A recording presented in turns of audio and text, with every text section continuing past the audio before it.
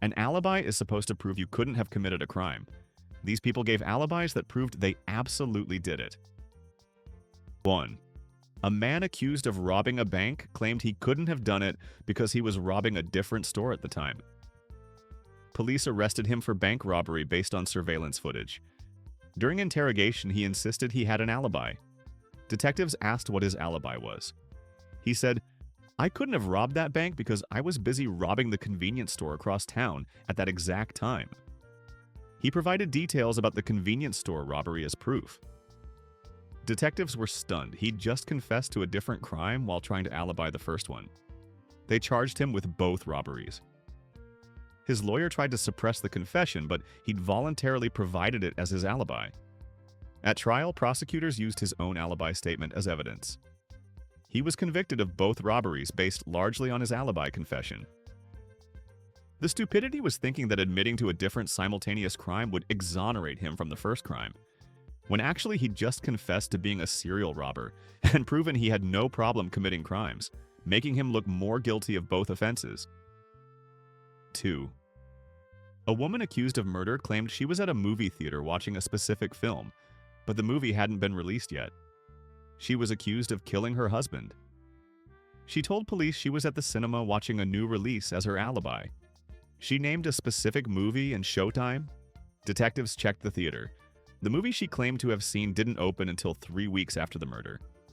When confronted with this, she changed her story multiple times. Maybe it was a different movie, maybe a different theater, maybe a different day. Each change made her look worse. If she'd actually been at a movie, she'd remember which one. The constantly changing movie alibi made it clear she was lying. Her inability to name a movie that was actually playing proved she wasn't at the theater. The alibi transformed from potential proof of innocence to evidence of guilt.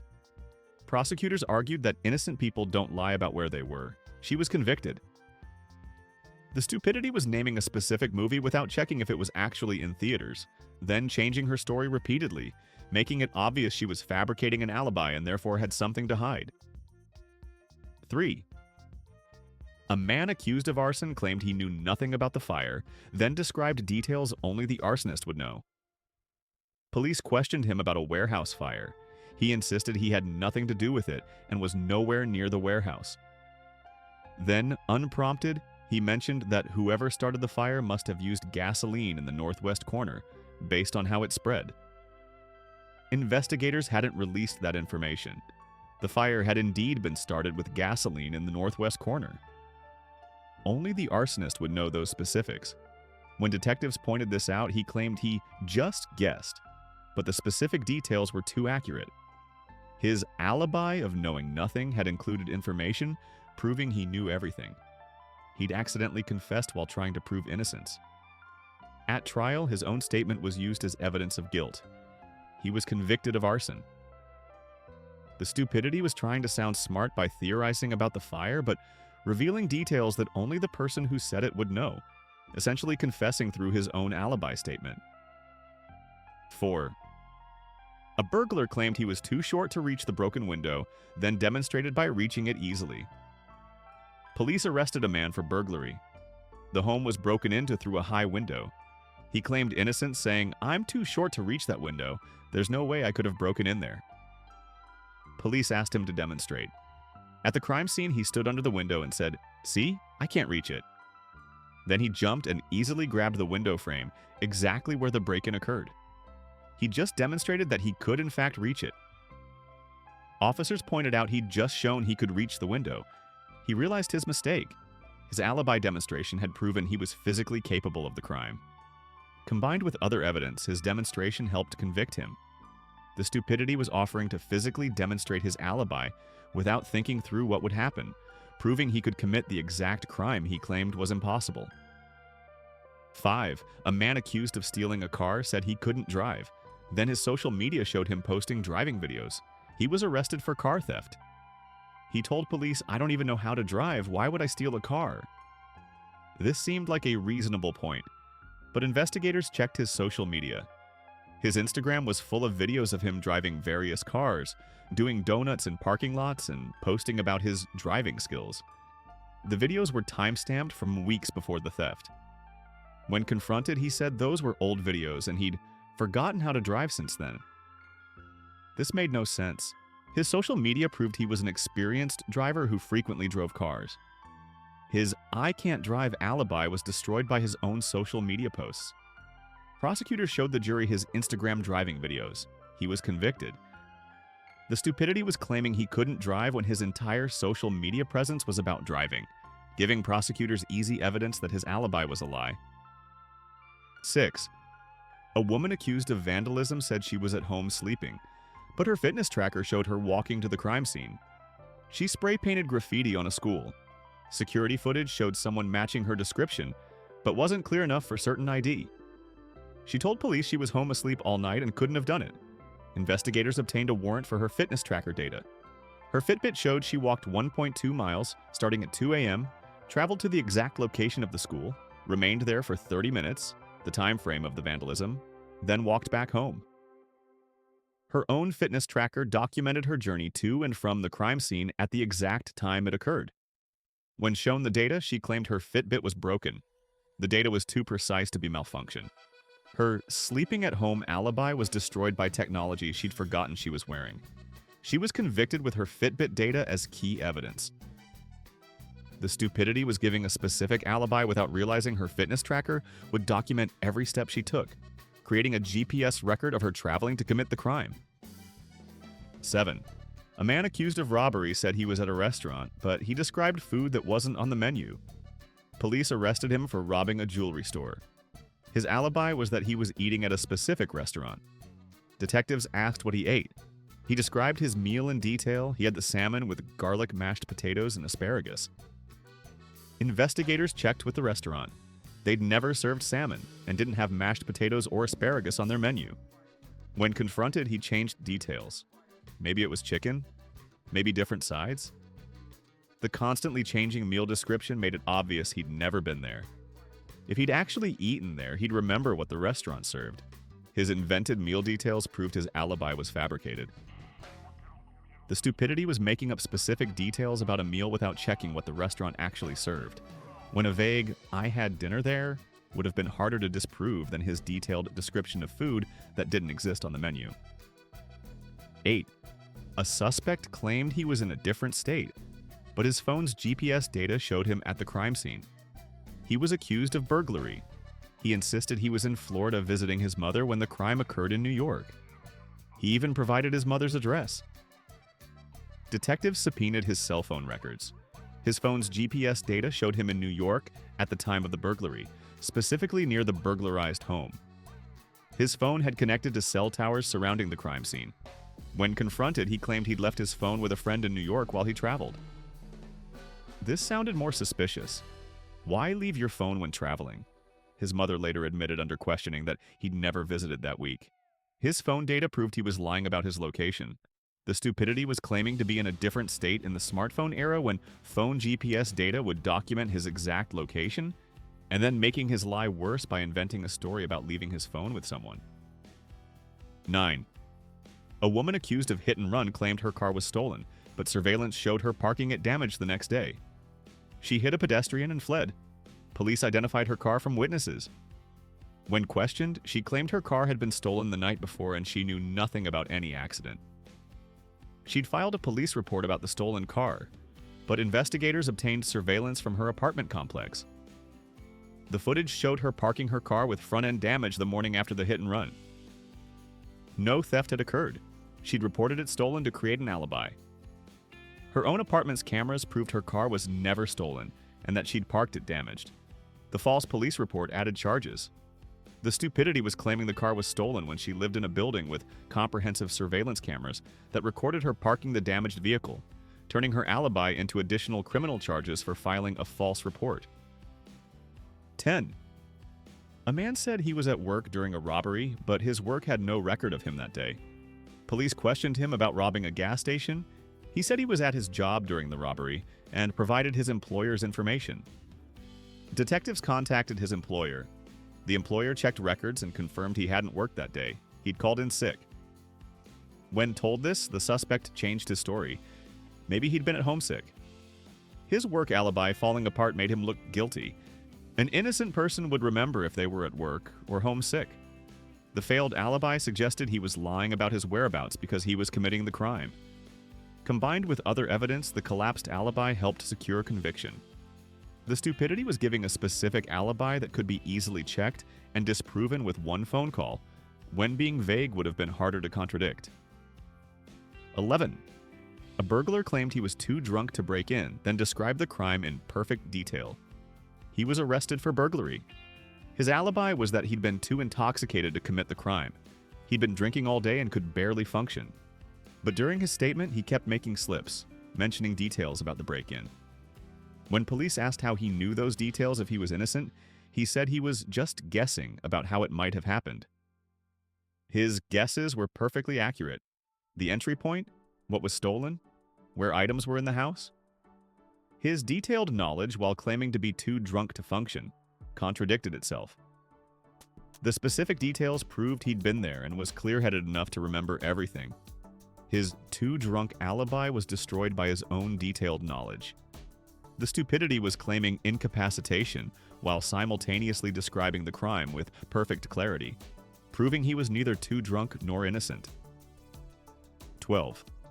A woman accused of shoplifting said she was at church, but church services weren't held that day. She was caught on camera shoplifting from a department store. When questioned, she provided an alibi that she was at church during that time. She named her church and said she was at afternoon services. Police checked with the church. The church confirmed they had no afternoon services on weekdays, only Sunday and Wednesday evening. When confronted, she said, maybe it was a different day or maybe it was a special service. The changing story made her look worse. The church alibi being completely fabricated suggested consciousness of guilt. The stupidity was naming a specific church and service time without knowing their actual schedule when a phone call would expose the lie, making her look guilty instead of innocent. 13. A man claimed he was sleeping at home, but his neighbor's doorbell camera showed him leaving his house at the crime time. He was accused of vandalism that occurred at 3 a.m. He said he was home sleeping all night, but the victim's neighbor had a doorbell camera that captured movement on the street. The footage showed the suspect leaving his house at 2:50 a.m., walking in the direction of the crime scene, and returning at 3:30 a.m. His sleeping at home alibi was destroyed by a camera he didn't know existed. When shown the footage, he claimed he'd gone for a walk because he couldn't sleep. This made the alibi worse. Why walk toward a crime scene at 3 a.m.? The video evidence combined with his failed alibi led to conviction. The stupidity was confidently claiming to be home sleeping, without considering that modern doorbell cameras might document his movements, especially in the age where every house has surveillance. 14. A suspect said he didn't know the victim, then called her by a nickname only friends used. Police questioned him about assaulting a woman. He insisted he didn't know her and had never met her. During questioning, he referred to her by a nickname. Yeah, I don't know why Lizzie would say that about me. The victim's actual name was Elizabeth, and only close friends called her Lizzie. Detectives pointed out that he'd claimed not to know her, but used her nickname. He realized his mistake and said, I mean Elizabeth, I heard someone call her that. His use of her intimate nickname proved he knew her well enough to use the name only friends used. This destroyed his don't know her alibi. The stupidity was claiming to be a stranger to the victim while unconsciously using a nickname that proved familiarity. Revealing his alibi was a lie. 15. A woman claimed she was out of town, but her Instagram stories showed her at local locations all day. She was accused of fraud that occurred on a specific day. She claimed she was out of state visiting family, but investigators checked her social media. Her Instagram stories from that day showed her at various local restaurants, shops, and parks, all geotagged in the same city where the crime occurred. She'd literally documented her presence in the city while claiming to be elsewhere. When confronted, she said someone else must have posted those or they were scheduled posts. The geotags and real-time timestamps proved she'd posted them live. Her social media destroyed her out-of-town alibi completely. The stupidity was claiming to be in a different state while actively posting geotagged Instagram stories from the crime city, creating a comprehensive record disproving her own alibi. 16. A man said he was at a bachelor party, but the bachelor had gotten married months earlier. He was questioned about a crime. His alibi was attending a friend's bachelor party in another city. Police checked with the friend. The friend confirmed there was no bachelor party that weekend because he'd gotten married 4 months earlier. When told this, the suspect said maybe it was someone else's bachelor party. He couldn't name whose. His vague, changing story made it clear he was lying. An innocent person would remember whose bachelor party they attended. The failed alibi suggested guilt. The stupidity was naming a specific alibi event without verifying it had actually occurred, when the groom could easily confirm the party date didn't exist. 17. A burglar claimed he'd never been to the house, then described the interior layout perfectly. Police questioned him about burglarizing a home. He insisted he'd never been to that house and didn't know anything about it. But during casual conversation, he mentioned details about the house's layout. A place like that probably has the valuables upstairs in the master bedroom on the left. That was exactly where the bedroom was. He described other layout details accurately. When police pointed out that he was describing the house perfectly for someone who'd never been there, he claimed most houses are laid out like that. But the layout was unusual. His detailed knowledge proved he'd been inside. The stupidity was describing a house he claimed never to have entered, revealing knowledge that only someone who'd been inside would have. 18. A woman said she was at the gym, but the gym's check-in system showed no record of her. She was accused of theft during a specific time window. Her alibi was that she was working out at her gym. Police contacted the gym, which used electronic check-in. The gym had no record of her scanning in that day. When told this, she said maybe she forgot to scan in. The gym staff reviewed security footage. She wasn't there. Her gym alibi was completely false. The electronic records and video footage proved she'd lied about her whereabouts. The stupidity was choosing an alibi location with electronic tracking and cameras that would definitively prove or disprove her presence, making it easy to expose her lie. 19. A man claimed he was colorblind and couldn't have seen the red car he was accused of stealing, but he'd passed a driver's test requiring color recognition. He was accused of stealing a red car. He claimed he couldn't have targeted a red car because he was colorblind and can't see red. This seemed creative, but investigators checked his driver's license history. He'd passed a standard driver's test 3 years earlier, which included a color blindness screening. The DMV had no record of any color vision restrictions on his license. A doctor's exam for the trial confirmed he had normal color vision. His colorblind alibi was medically disproven. The stupidity was claiming a medical condition that was easily testable and for which his driver's license records would show whether he'd ever been diagnosed. 20. A suspect said he was at a concert, but the concert had been canceled weeks earlier. He was questioned about a crime. His alibi was attending a specific concert. Detectives checked the concert had been canceled 3 weeks before due to the artist's illness. The cancellation was widely publicized. When confronted, he said he didn't know it was canceled and showed up anyway. Police asked for his ticket. He didn't have one. He claimed he'd thrown it away. His concert alibi falling apart made him look guilty. An innocent person would know if their alibi event was canceled. The stupidity was naming a specific concert without checking if it had actually happened, choosing an alibi that could be instantly disproven with a search of the venue's schedule. 21. A woman accused of arson claimed she was afraid of fire and would never commit arson, but her social media showed her doing fire-breathing performances. She was charged with setting a building on fire. She told investigators she had a fear of fire and would never go near flames, so she couldn't possibly be the arsonist. But prosecutors checked her social media. Her Facebook and Instagram showed dozens of photos and videos of her performing as a fire breather at parties and festivals. She regularly handled flaming torches and breathing fire for entertainment. Her fear of fire alibi was destroyed by her own photos performing with fire. When confronted, she said she'd overcome her fear through performing, which contradicted her statement that she'd never go near flames. The stupidity was claiming to be afraid of fire when her entire social media presence showed her professionally performing with fire, giving prosecutors perfect rebuttal evidence. 22. A man said he couldn't have committed the crime because he was left-handed, but the crime required no handedness, and he was right-handed anyway. He was accused of a crime. He claimed innocence, arguing, "I'm left-handed, so I couldn't have done this." The crime didn't involve handedness at all. Additionally, when police reviewed his booking paperwork, He'd written with his right hand. His own signature was right-handed. When confronted, he insisted he was left-handed, but switched hands for writing. Medical examination confirmed he was naturally right-handed. His bizarre, irrelevant alibi made him look guilty and foolish. The stupidity was inventing a fake handedness defense for a crime where handedness was irrelevant, then being proven wrong about his own dominant hand. 23.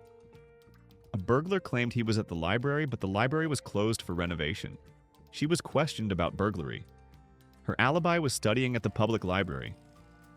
Police checked. The library had been closed for 3 weeks for renovations. Public notices had announced it. When told this, she said maybe it was a different library. She couldn't name which one. She said maybe it was a different day.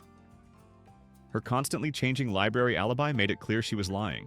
The stupidity was choosing a public building as an alibi without checking if it was even open, picking a location that was publicly known to be closed. 24.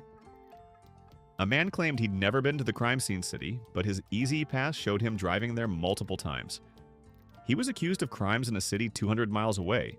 He insisted he'd never been to that city in his life. Investigators subpoenaed his Easy Pass toll records. The records showed him driving to that city at least 15 times in the past year, including the day of the crime.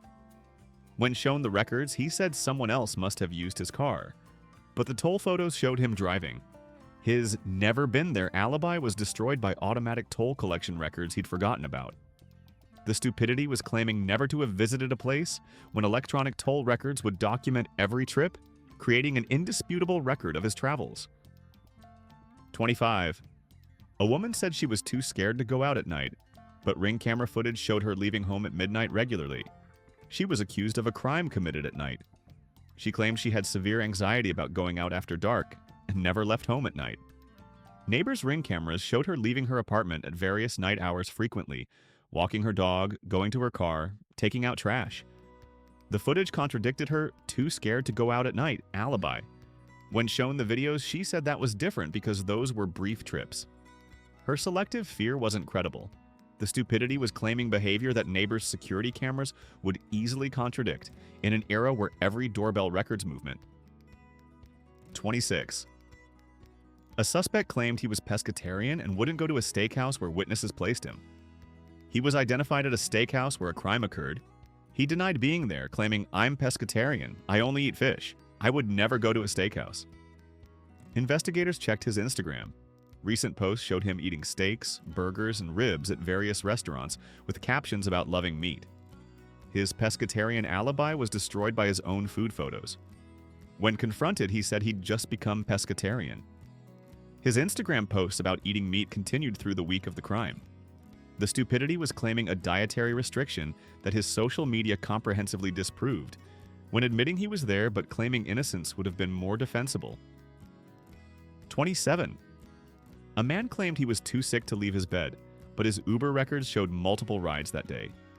He was accused of robbery. He said he'd been bedridden with flu all day and couldn't have left home.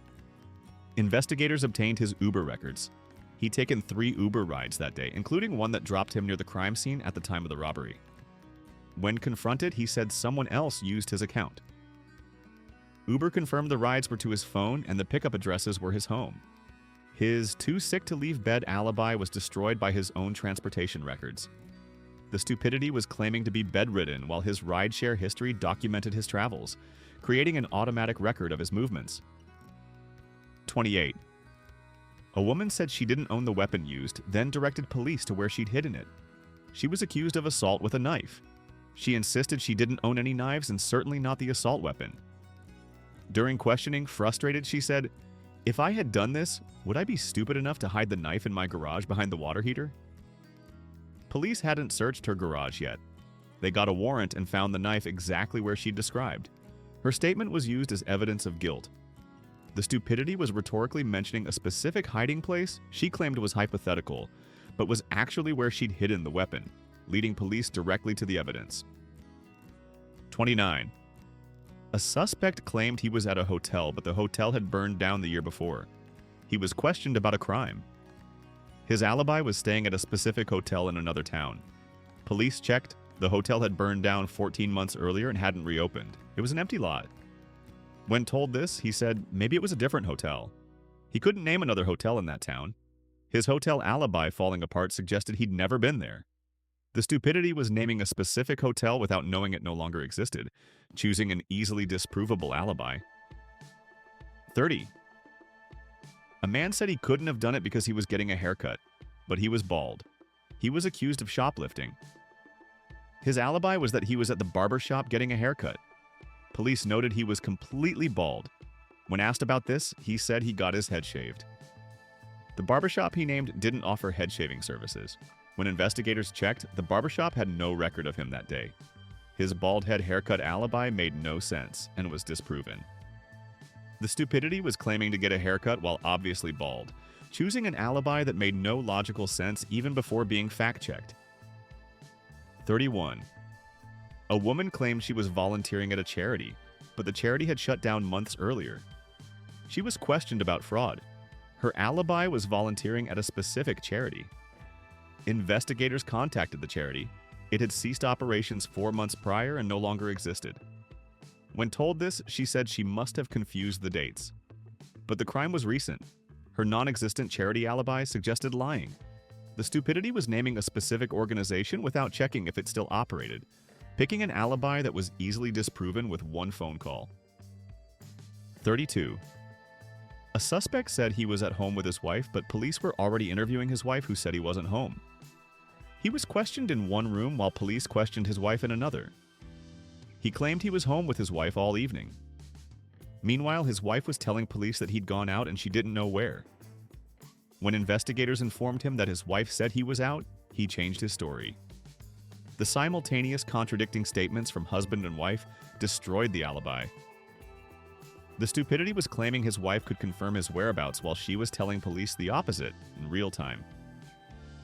33. A man claimed he was at a specific bar but described the interior wrong despite it being renovated recently.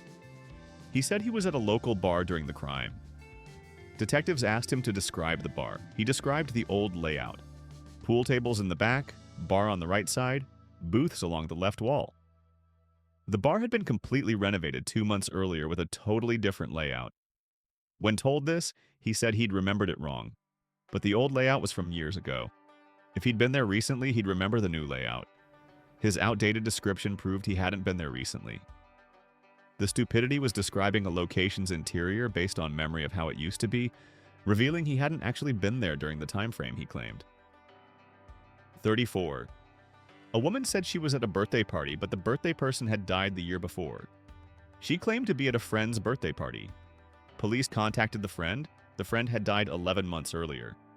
When told this, the suspect became flustered and said she meant a different friend. She couldn't name who. Her birthday party alibi involving a deceased person made her look guilty.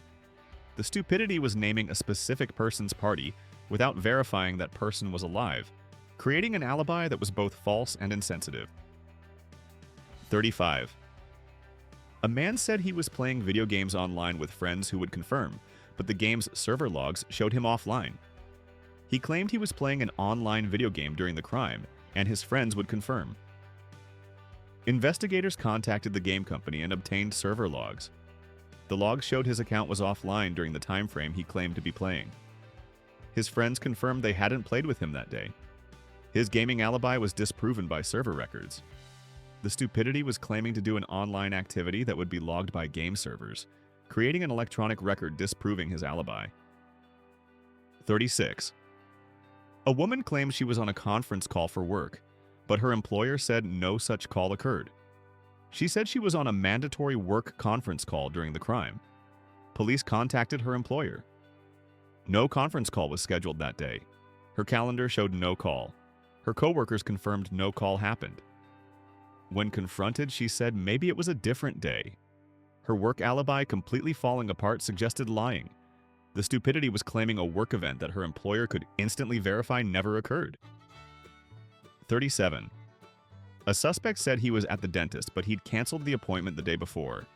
He claimed to be at a dental appointment. Police contacted the dentist's office. Their records showed he'd canceled the appointment the previous day and hadn't been there. When confronted, he said he forgot he'd canceled. His dentist alibi was easily disproven.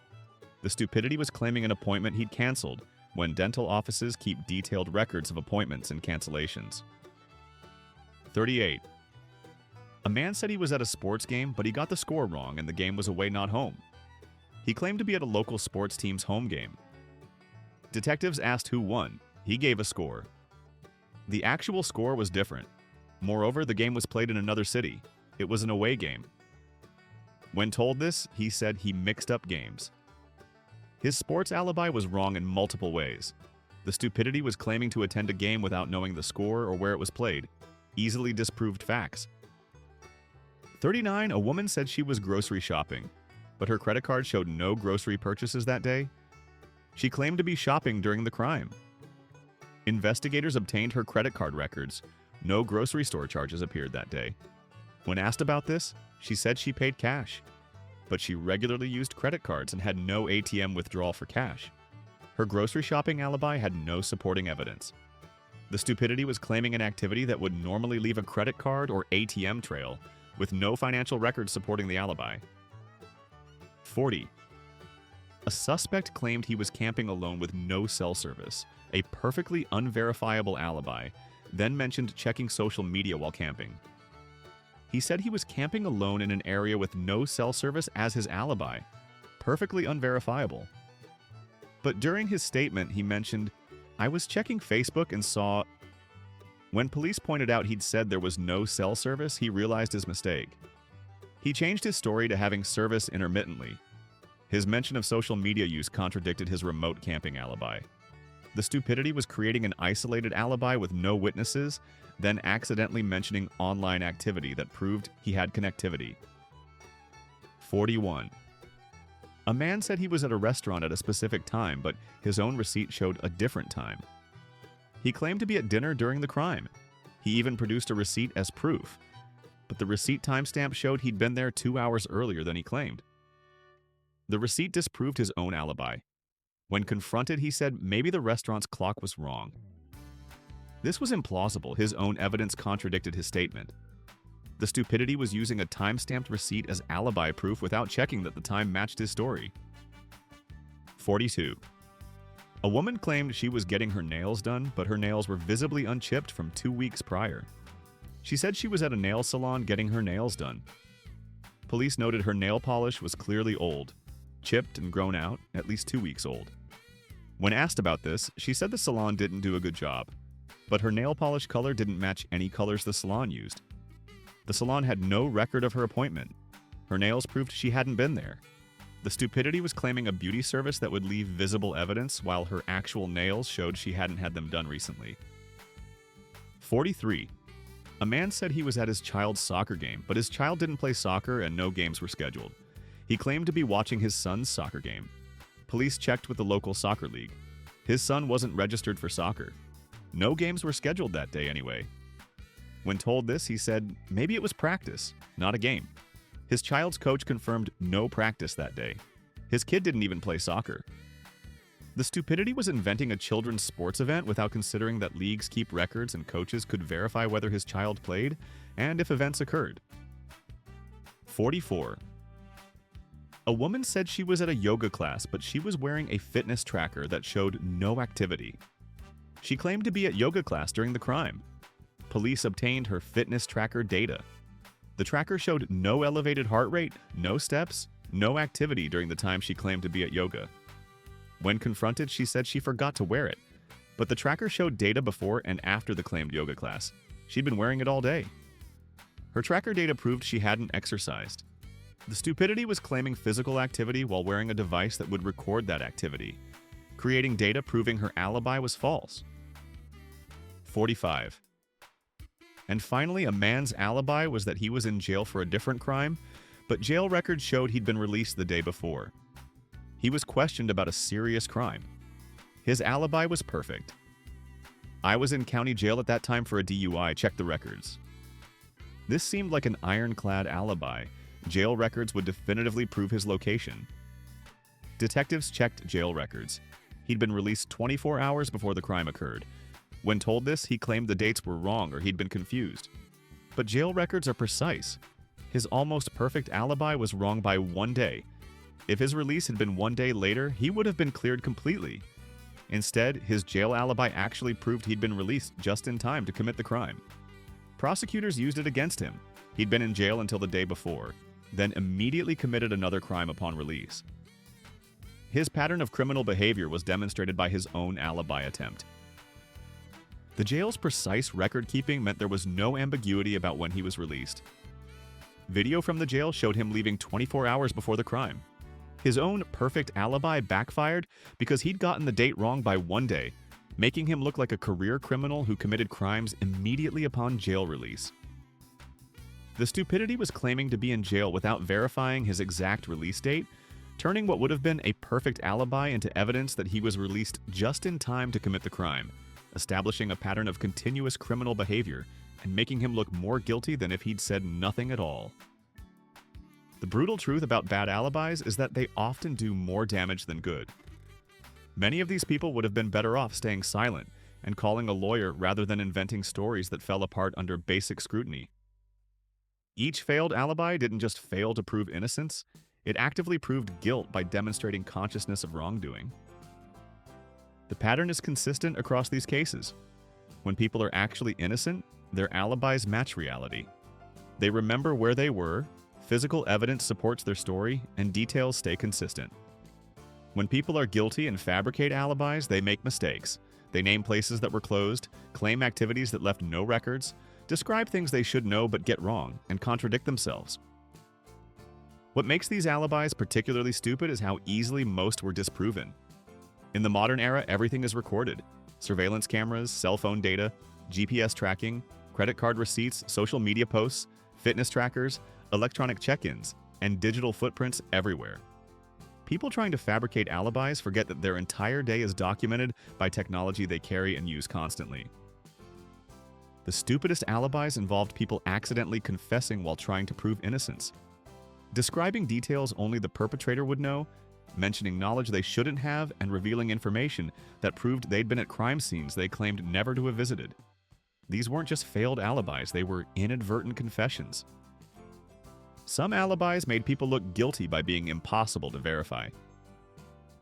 "I was camping alone with no cell service" can't be disproven, but it also proves nothing and sounds suspicious. Innocent people usually have boring but verifiable alibis. They were at work, home with family, at stores with receipts, doing mundane activities that leave evidence. Elaborate, unverifiable alibis suggest someone thinking too hard about creating something that can't be checked, which itself indicates guilt. The ironic tragedy is that many of these people probably would have been better off with no alibi at all. Remaining silent, requesting a lawyer, and forcing prosecutors to prove guilt beyond reasonable doubt is often better than inventing stories that prosecutors can tear apart. Every failed alibi is evidence of consciousness of guilt. Innocent people don't lie about where they were. Subscribe if you want to remember that the right to remain silent exists for a reason. That bad alibis make you look more guilty than no alibi.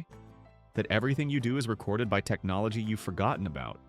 And that if you're ever accused of a crime, the smartest thing you can say is, "I want to talk to my lawyer." Because these stories prove that making up where you were when you weren't where you said you were will be disproven by cameras, phones, GPS, receipts, social media, and your own stupid mistakes, turning your alibi into evidence of guilt.